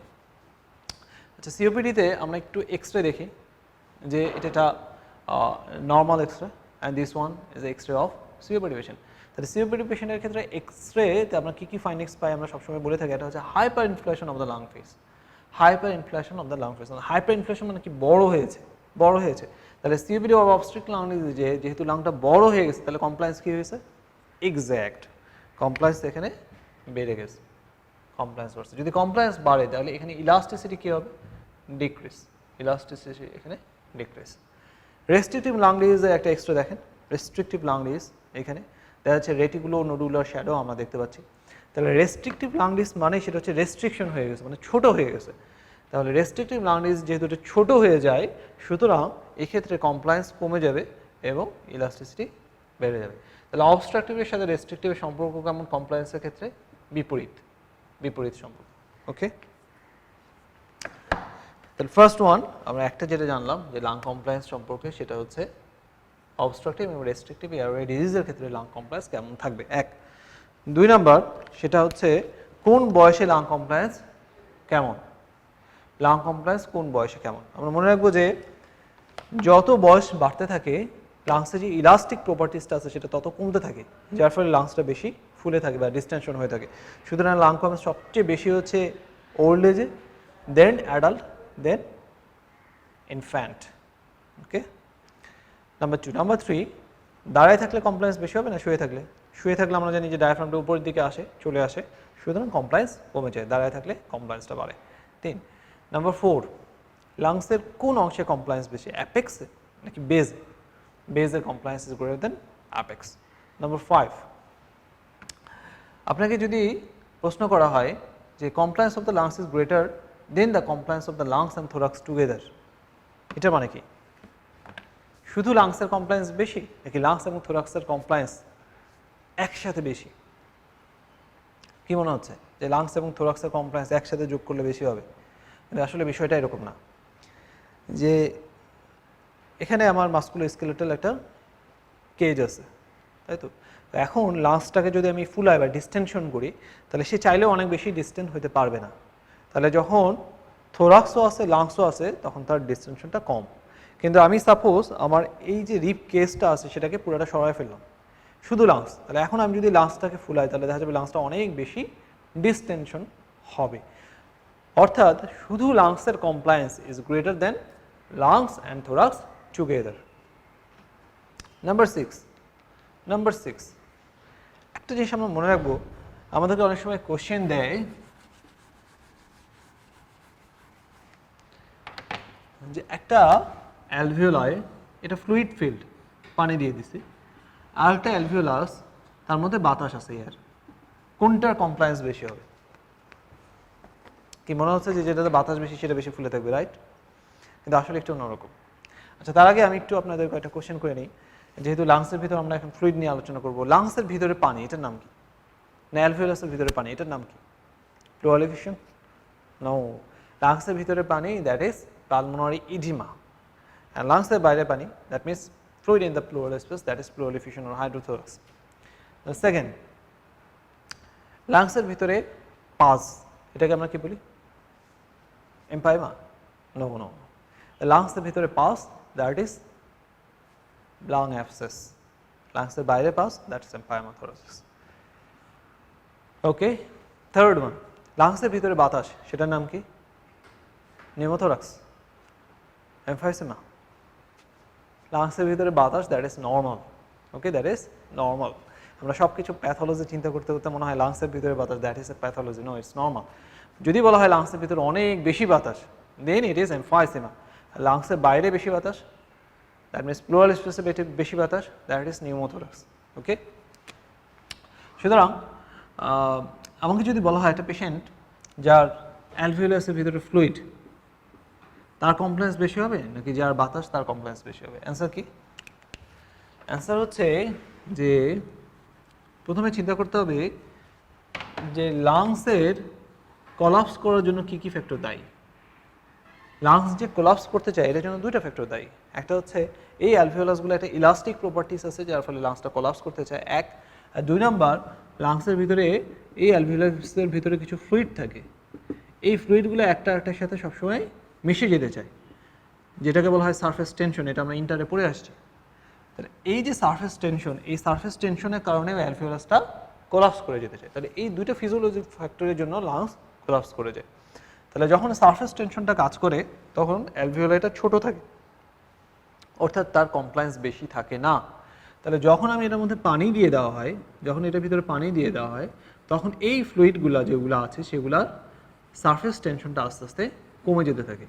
তাহলে সারফেস টেনশনটা নষ্ট হয়ে যাচ্ছে। তাহলে যখন এই অ্যালভিওলাসগুলোর সারফেস টেনশন নষ্ট হয়ে গেল, ফলে অ্যালভিওলাসটা কম্পারেটিভলি অনেক বেশি ফুলে থাকবে, সুতরাং সেটা কমপ্লায়েন্স বেড়ে যাবে। সুতরাং fluid field alveoli has greater compliance than air field alveoli. একই রকমভাবে আরেকটা কোশ্চেন করা হয় যে নর্মাল টাইডাল ইন্সপিরেশনে কমপ্লায়েন্স বেশি হবে নাকি ফোর্সফুল ইন্সপিরেশন? বড় করে শ্বাস নেওয়া, ফোর্সফুল ইন্সপিরেশনে কি লাংসটা বেশি কমপ্লায়েন্ট হবে নাকি টাইডাল, আমরা যে নর্মাল যে ইন্সপিরেশনটা নিচ্ছি টাইডাল ইন্সপিরেশন, তখন কমপ্লায়েন্স বেশি হবে? This one is also tricky. আমরা সবসময় মনে রাখবো টাইডাল ইন্সপিরেশনেই compliance maximum, then forceful inspiration. Okay, next important topic, that is difference between obstructive airway disease and restrictive airway disease. Very very important. Infinite to the power infinite star, প্রতিবারই এই topic থেকে question আসে, হয়তো দু এক সময় এই topic থেকে কোশ্চেন আসবে না, এছাড়া প্রায় সময়ই এই টপিক থেকে কোশ্চেন থাকবে, এটা ধরে নিতে পারেন। Page number 16 is an infinite star. তাহলে আমরা এখন one of the most important topic of our today's class সেটা নিয়ে আলোচনা করব, that is difference between obstructive airway disease and restrictive airway disease. First one is যে অবস্ট্রাকটিভ এয়ারওয়ে ডিজিজের মধ্যে প্যাথোফিজিওলজিটা কি অ্যান্ড রেস্ট্রিকটিভ এয়ারওয়ে ডিজিজের প্যাথোফিজিওলজিটা কি। দেখেন, অবস্ট্রাকটিভ এয়ারওয়ে ডিজিজ আমরা অ্যাজমা বা সিওপিডি সবাই পড়ে আসছি। ওকে, আমরা সবসময়ই পড়ে আসছি যে অ্যাজমা বা সিওপিডি প্যাথোফিজিওলজিটা কি, এবং আমরা সেখানে দেখছি যে এই সমস্ত ক্ষেত্রে এয়ারওয়ে হাইপার রেসপন্সিভনেস অথবা এয়ারওয়ে রেজিস্ট্যান্স বেড়ে যায়। তার মানে সহজ ভাষায় আমি যদি বলি যে অবস্ট্রাকটিভ এয়ারওয়ে ডিজিজের সমস্যাটা কি হয়, সেটা হচ্ছে আমরা ও দিয়ে মনে রাখতে পারি, O for obstructive airway disease and O for air out হইতে সমস্যা, ঢোকে ঠিকই কিন্তু বের হইতে সমস্যা হয়ে যায়। আর রেস্ট্রিকটিভ এয়ারওয়ে ডিজিজের সমস্যাটা অন্যরকম। রেস্ট্রিকটিভ এয়ারওয়ে সমস্যা হচ্ছে এখানে আমরা একটু আগে ছবি দেখেছি একটা এক্সরেতে, লাংসটা ছোট হয়ে গেছে, কারণ ইন্টারস্টিশিয়াল লাং ডিজ এই সমস্ত ক্ষেত্রে ফিব্রিন ডিপোজিশন হয়, লাংসটা ইলাস্টিসিটি বেড়ে যায়, এটা ছোট হয়ে যায়, যার ফলে রেস্ট্রিকটিভ লাং ডিজিজের সমস্যাটা উল্টে, এখানে বাতাস ঢুকতে কষ্ট হয়, বের হইতে সহজ। আমরা একটু যদি আলোচনা করি ছবি দেখে, তাহলে দেখেন যে দুটো জিনিস, একটা হচ্ছে অবস্ট্রাকটিভ এয়ারওয়ে ডিজিজ আর একটা হচ্ছে রেস্ট্রিকটিভ এয়ারওয়ে ডিজিজ কোথায় কি হয়, ঠিক আছে। তাহলে অবস্ট্রাকটিভ এয়ারওয়ে ডিজিজের সমস্যাটা আমরা মনে রাখবো ও দি এয়ার আউট হইতে সমস্যা, এয়ার ঢোকে ঠিকই কিন্তু বের হইতে সমস্যা। আর রেস্ট্রিকটিভ এয়ারওয়ে ডিজিজের সমস্যাটা হচ্ছে বাতাস ঢুকতে চায় না, ইন হইতে সমস্যা। আচ্ছা, রেস্ট্রিকটিভ এয়ারওয়ে ডিজিজের প্যাথোফিজিওলজি এক কথায় আমরা মনে রাখবো, সেটা হচ্ছে যেহেতু এটা ছোট, রেস্ট্রিকশন মানে ছোট, সুতরাং এখানে all lung volumes and capacities will be decrease. যে কোনো লাং ভলিউম অথবা ক্যাপাসিটিস নিয়ে আপনাকে কোয়েশ্চেন করুক না কেন, সাপোজ FEV1 অথবা রেসিডুয়াল ভলিউম অথবা টোটাল লাং ক্যাপাসিটি, অ্যান্সার হচ্ছে ইট উইল বি ডিক্রিজ। ওকে, আচ্ছা, সেকেন্ড যেটা এক্সাম্পল নিয়ে যদি আপনার কোশ্চেন আসে যে what is the examples of obstructive airway disease, আমরা ডেভিডসনের 4টা এক্সাম্পল বলবো। একটা হচ্ছে অ্যাজমা, 2 নাম্বার হচ্ছে COPD that means emphysema or chronic bronchitis, 3 number হচ্ছে ব্রঙ্কিয়েক্টিসিস অ্যান্ড 4 নাম্বার হচ্ছে সিস্টিক ফাইব্রোসিস। এই 4টা এক্সাম্পল আমরা বলবো, asthma, chronic bronchitis and emphysema, that is COPD, bronchiectasis and cystic fibrosis. আর অন্য সবগুলোকে আমরা বলবো রেস্ট্রিকটিভ এয়ারওয়ে ডিজিজ। খুবই ইম্পর্টেন্ট হচ্ছে এই বক্সটা, how to interpret respiratory function abnormalities, very very important. Asthma, chronic bronchitis, emphysema, এই তিনটাই হচ্ছে অবস্ট্রাকটিভ এয়ারওয়ে ডিজিজ। সুতরাং এই তিনটাকে আমরা একসাথে নিয়ে আসলাম অবস্ট্রাকটিভ এয়ারওয়ে ডিজিজ। আর pulmonary fibrosis, this is restrictive airway disease. তো চলুন আমরা এই বক্সটা একটু আলোচনা করি। দেখেন, ফার্স্ট যে জিনিসটা অবস্ট্রাকটিভ এয়ারওয়ে ডিজিজে FEV1, FEV1 এ কী চেঞ্জ হয়? FEV1 আমরা পড়েছি যে এটা ভাইটাল ক্যাপাসিটির একটা অংশ এবং ফার্স্ট সেকেন্ডে ভাইটাল ক্যাপাসিটি কতটুকু সে বের করে দিতে পারে সেটা হচ্ছে FEV1। আর অবস্ট্রাকটিভ এয়ারওয়ে ডিজিজের সমস্যাটাও থাকে হচ্ছে বের করার সময়, খেয়াল করেন। তাহলে ওয়েডির ক্ষেত্রে FEV1টা অনেক অনেক কমে যায়, কারণ এখানে সমস্যা হচ্ছে বের করতে, আর FEV1 হচ্ছে বের করার সময়ের ঘটনা। আচ্ছা, নেক্সট হচ্ছে ভাইটাল ক্যাপাসিটি। আমরা জানি যে ভাইটাল ক্যাপাসিটি 3টা জিনিস নেওয়া হয়, কী? একটা হচ্ছে inspiratory reserve volume, as tidal volume, as expiratory reserve volume. তো দেখেন যে অবস্ট্রাকটিভ এয়ারওয়ে ডিজিজের সমস্যা হচ্ছে বের করতে, এক্সপিরেটরি বের করার সময় ঘটনা, ঠিক আছে। সুতরাং অবস্ট্রাকটিভ এয়ারওয়ে ডিজিজেও ভাইটাল ক্যাপাসিটিটা কমবে, কিন্তু যেহেতু এখানকার কম্পোনেন্ট 3টা, এটা FEV1 এর মতো এত বেশি কমবে না, ঠিক আছে, এটা কম কমবে। তাহলে আপনি যদি এখন FEV1 ভাগ ভাইটাল ক্যাপাসিটি, FEV1 FVC একটা রেশিও করেন, FEV1 এবং ভাইটাল ক্যাপাসিটি একটা রেশিও করেন, তাহলে রেশিওটা কি আসবে? কাটাকাটি করেন, রেশিও ডিক্রিজ। একই রকমভাবে রেস্ট্রিকটিভ এয়ারওয়ে ডিজিজের ক্ষেত্রে একটু চিন্তা করেন যে FEV1 for expiratory volume in first second কী হবে? আমরা বলছি যে রেস্ট্রিকটিভ এয়ারওয়ে ডিজিজ মানে যেহেতু এটা ছোটো হয়ে যাচ্ছে, সুতরাং এখানে অল লাং ভলিউম এবং ক্যাপাসিটি ডিক্রিজ। সুতরাং রেস্ট্রিকটিভ এয়ারওয়ে ডিজিজে FEV1 কমে যাচ্ছে, FVCও কমে যাচ্ছে। এখানে দুটো ঘটনা করতে পারে, দুইটা একই অনুপাতে কমতে পারে। দুইটা যদি একই অনুপাতে কমে, সেক্ষেত্রে রেশিওটা থাকবে FEV1 ভাগ ভাইটাল ক্যাপাসিটি, রেশিওটা থাকবে নর্মাল। কিন্তু এমনও হতে পারে যে এই ক্ষেত্রে FEV1 যতটুকু কমেছে, FVC তার চাইতে বেশি কমতে পারে, কারণ FVC বা ভাইটাল ক্যাপাসিটি 3টা জিনিস, অল লাং ভলিউম, সবগুলো ভলিউম এবং ক্যাপাসিটি কমে যাচ্ছে, সুতরাং এটা বেশিও কমে যেতে পারে। যদি ভাইটাল ক্যাপাসিটি বেশি কমে যায়, তখন রেশিও কী হবে? নিচে কম, তার মানে হচ্ছে রেশিও ইনক্রিজ। সুতরাং FEV1 FVC রেশিও আমরা দেখতে পাচ্ছি অবস্ট্রাকটিভ এয়ারওয়ে ডিজিজের ক্ষেত্রে FEV1 FVC রেশিও কমে গিয়েছে, কিন্তু রেস্ট্রিকটিভ এয়ারওয়ে ডিজিজের ক্ষেত্রে FEV1 FVC রেশিও নর্মাল অথবা ইনক্রিজ। ভেরি ইম্পর্ট্যান্ট একটা ডিফারেন্সিয়েটিং ফ্যাক্টরস। আচ্ছা, অবস্ট্রাকটিভ এয়ারওয়ে ডিজিজে আরও কিছু পয়েন্ট দিয়ে আমরা এই দুটোকে ডিফারেন্সিয়েট করতে পারি। যেমন আমাকে যদি কোশ্চেন করা হয় যে হোয়াট অ্যাবাউট রেসিডুয়াল ভলিউম, আমরা যেহেতু ওয়েডিতে বাতাস ঢুকতেছে কিন্তু বের হইতে পারতেছে না, সুতরাং রেসিডুয়াল ভলিউম এখানে বেড়ে যায়, টোটাল লাং ক্যাপাসিটি বেড়ে যাবে, ঠিক আছে। কিন্তু রেস্ট্রিকটিভ এয়ারওয়ে ডিজিজের ক্ষেত্রে কী হবে? আমরা বলছি অল লাং ভলিউম এবং ক্যাপাসিটি এখানে ডিক্রিজ। ওকে, যদি বলা হয় pick expiratory flow rate, PEFR, দেখেন এটা কখনকার ঘটনা? এক্সপিরেশনের সময় ঘটনা, সুতরাং অবস্ট্রাকটিভে এক্সপিরেশন করতে পারবে না, সুতরাং এটা কমে যাবে। রেস্ট্রিকটিভের ক্ষেত্রে এটা কোনো সমস্যা নাই। তাহলে এই বক্সটা আমি যদি দেখি যে obstructive airway disease that mean asthma অথবা ক্রনিক ব্রঙ্কাইটিস অথবা এমফাইসেমা, আর রেস্ট্রিকটিভ মানে লাং ফাইব্রোসিস, এই দুটোর মধ্যে যদি আমাকে ডিফারেন্সিয়েট করতে দেওয়া হয়, তাহলে আমি বলতে পারবো যে আমি কী কী পয়েন্ট দিয়ে ডিফারেন্সিয়েট করতে পারি আর কী কী পয়েন্টে এদের মধ্যে সিমিলারিটিস থাকে। যেমন একটা কোশ্চেন আপনাদের এসেছিল কোশ্চেনটা একটু আমরা দেখি, একটু ব্রেন স্টর্মিং হবে আমাদের, যে a case of restrictive lung disease is similar to a case of obstructive lung disease in having lower. তার মানে অবস্ট্রাকটিভ এবং রেস্ট্রিকটিভ লাং ডিজিজে কমে যাচ্ছে, এরকম কিসের কিসের ক্ষেত্রে সিমিলারিটিস বা মিল আছে। তাহলে আমরা এই বক্স থেকে দেখতে পাচ্ছি শুধু দুটো জিনিস, এফইভি1 এবং ভার্টাল ক্যাপাসিটি, এই দুটো ক্ষেত্রেই ওএডি এবং আরএডি দুই ক্ষেত্রেই কমে যাচ্ছে। তাহলে দুটোর মধ্যে সিমিলারিটিস কমার ক্ষেত্রে সিমিলারিটিস শুধু দুইটা জিনিস, এফইভি1 এবং এফভিসি। আর টু ডিফারেন্সিয়েট বা পার্থক্য করা যায় বাকি সমস্ত পয়েন্ট দিয়ে, FEV one FVC ratio, residual volume, total lung capacity, FP, FR. Okay, আপনি যদি কোশ্চেন ব্যাংক দেখেন নিচে পিছনের দিকে অনেক কোশ্চেন দেওয়া আছে, প্রচুর কোশ্চেন আসে এই টপিক থেকে। তাহলে আমি আরেকটু সামারাইজ করতে যাচ্ছি যে লাং কমপ্লায়েন্স মানে হচ্ছে ডিস্টেনশন, এটা ইলাস্টিসিটির সাথে বিপরীত সম্পর্ক, এবং অবস্ট্রাকটিভ এয়ারওয়ে ডিজিজ যেখানে কমপ্লায়েন্স বাড়ে, এবং কমপ্লায়েন্স থেকে আমরা আরও মোট 7টা কথা খুব ভালো করে জানবো। এবং অবস্ট্রাকটিভ এবং রেস্ট্রিকটিভ এয়ারওয়ে ডিজিজের ক্ষেত্রে অবস্ট্রাকটিভ এয়ারওয়ে ডিজিজের মূল সমস্যাটা হচ্ছে যেটা বাতাস ঢুকে কিন্তু বের হতে পারে না, আর রেস্ট্রিকটিভের ক্ষেত্রে লাংসটার সাইজটা ছোট হয়ে যায় এবং এখানে বাতাস ঢুকতে বেশি কষ্ট হবে। দুটার মধ্যে সিমিলারিটিস হচ্ছে দুটার ক্ষেত্রে এফইভি1 এবং ভার্টাল ক্যাপাসিটি কমে যায়, কিন্তু ওএডির ক্ষেত্রে এফইভি1 এফভিসি রেশিও কমে যায়, রেস্ট্রিকটিভ এয়ারওয়ে ডিজিজের ক্ষেত্রে এফইভি1 এফভিসি রেশিও নর্মাল অথবা ইনক্রিজ। সমস্ত ভলিউম এবং ক্যাপাসিটি আরএডিতে কমে, রেসিডুয়াল ভলিউম এবং টোটাল লাং ক্যাপাসিটি ওএডিতে বাড়ে। তো নেক্সট টপিক আপনার পেজ নাম্বার 17-এ একটা জিনিস পড়ে নেবেন, সেটা হচ্ছে এক্সারসাইজের সাথে রেসপিরেশনে কী কী সম্পর্ক হয়। আমরা মনে রাখবো যে এক্সারসাইজ আমরা যখন করতে চাই আমাদের রেসপিরেটরি সমস্ত প্যারামিটার বাড়ে, শুধু 3টে জিনিস নর্মাল থাকে, that is partial pressure of oxygen, partial pressure of carbon dioxide এবং পিএইচ।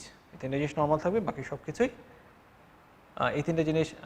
বাকি সব কিছুই এক্সারসাইজের সময় রেসপিরেটরি অন্যান্য প্যারামিটার সমস্ত কিছু বেড়ে যাবে। নেক্সট আমাদের যে জিনিসটা আমরা একটু আলোচনা করব সেটা হচ্ছে, এটা আমরা অলরেডি আলোচনা করে ফেলছি পেজ নাম্বার 17-এ, এটা নিয়ে এখন আলোচনা করব না। সারফেক্টেন্ট লেকচার শিটে 18 নম্বর পেজে আছে, infinite star, another infinite star topic. Surfactant নিয়ে মাঝে মধ্যে আমাদের কোশ্চেন আসে এবং আমরা সবাই বুঝতে পারি যে এটা একটা ইম্পর্টেন্ট টপিক। তো প্রথম যে জিনিসটা সেটা হচ্ছে সারফেক্টেন্ট জিনিসটা কি বা হোয়াট ইজ সারফেক্টেন্ট। তো আমরা যদি দেখি যে সারফেক্টেন্ট নামের মধ্যেই বলে দেওয়া আছে যে সারফেস টেনশন লোয়ারিং একটা এজেন্ট। তাহলে আমরা বলেছিলাম যে অ্যালভিওলাসের কোলাপসের একটা অন্যতম কারণ হচ্ছে সারফেস টেনশন, এবং সেই সারফেস টেনশনটাকে কমায় দেবে হচ্ছে সারফেক্টেন্ট। কখন প্রোডাকশন হবে? 28 উইকস অফ ইন্টারইউটেরাইন লাইফ থেকে, এবং আমরা জানি যেটা টাইপ 2 অ্যালভিওলার সেল থেকে প্রডিউস হয়। কম্পোনেন্টের একটা বক্স আপনাদের এখানে দেওয়া আছে, what is the most important component, that is dipalmitoyl phosphatidylcholine 62%, এবং এছাড়াও কিছু লিপিড আছে, কিছু প্রোটিন আছে। অ্যানাদার ইম্পর্টেন্ট একটা কম্পোনেন্ট যেটা এখানে নাই সেটা হচ্ছে calcium ion. And there are some physiological importance আমরা অলরেডি বলেছি যে decreases surface tension. Number 2, stabilize the size of the alveoli. Surface tension কমানোর মাধ্যমে অ্যালভিওলাসের সাইজগুলোকে সে ঠিক রাখে। ওকে, লাংসের সমস্ত জায়গায় অ্যালভিওলাই কি সমান? লাংসের সব জায়গায় কি অ্যালভিওলাই সমান? শিওর, সব জায়গায় সমান? অ্যাকচুয়ালি লাংসের সব জায়গায় অ্যালভিওলাই সমান না, কোথাও বড় কোথাও ছোট। তো বড়গুলো কোথায় থাকে? তো আমি এক বেশি এরকম প্রশ্ন করছি যে লাংসের সব জায়গায় অ্যালভিওলাই কি সমান? তো উনি বলতেছে যে না। বলছে শিওর? তো বলতেছে যে না। তো ইয়েস, আসলে লাংসের সব জায়গায় অ্যালভিওলাই সমান না, কোথাও বড় কোথাও ছোট। তাহলে বড়গুলো কোথায় থাকে? বড়গুলো থাকে লাংসের অ্যালভিওলাই, বড় বড় অ্যালভিওলাইগুলো থাকে অ্যাপেক্সে থাকে বড় অ্যালভিওলাই, আর ছোটো ছোটো অ্যালভিওলাইগুলো থাকে বেসে। ঠিক আছে, আচ্ছা এখন এই অ্যালভিওলাসের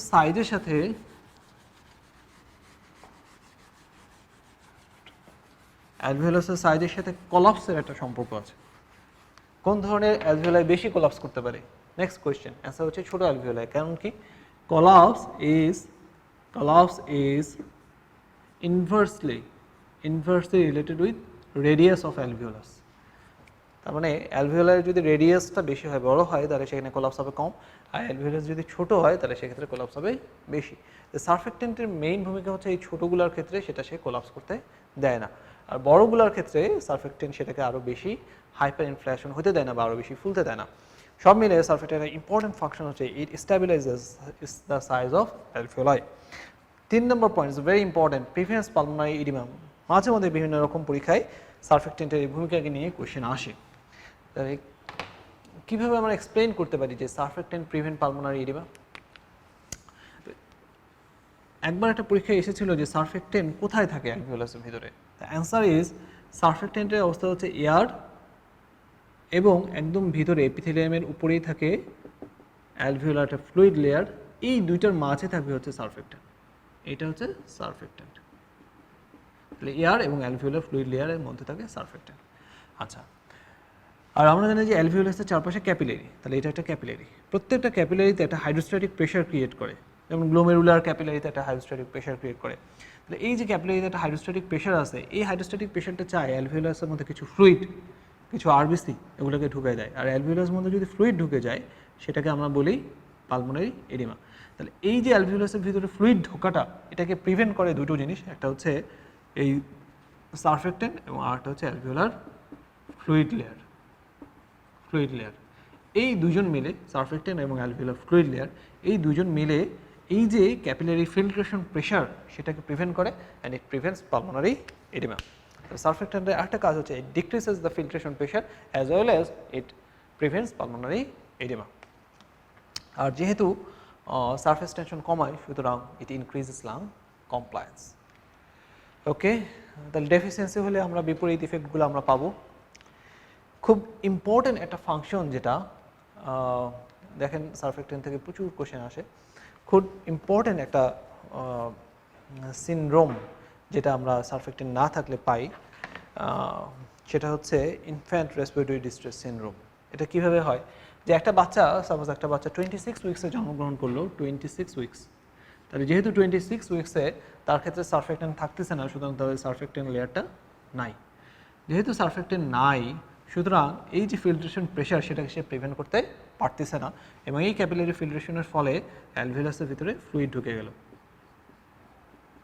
এই অবস্থাটা যখন পারসিস্ট করে, এই ফ্লুইডের মধ্যে কিছু প্রোটিন আছে বা আরবিএসসি আছে বা অন্য কিছু আছে, এগুলা এই প্রোটিনগুলো ডিনেচার্ড হয়ে এই অ্যালভিওলাস মেমব্রেনের সাথে যুক্ত হয় এবং অ্যালভিওলার মেমব্রেনটাকে ঠিক করে দেয়।